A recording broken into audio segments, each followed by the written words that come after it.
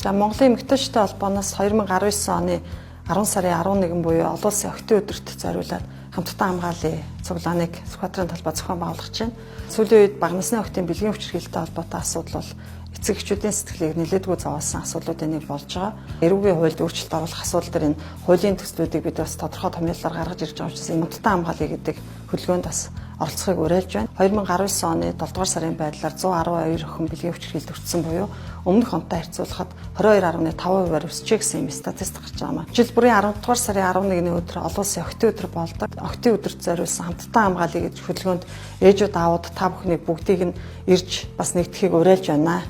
2019 оны 10 дугаар сарын 11-ний өдөр 10 цагт Сүхбаатарын талбайд илүү сайхан ирээдүйн төлөө энхри охидоо хамтдаа хамгаалъя.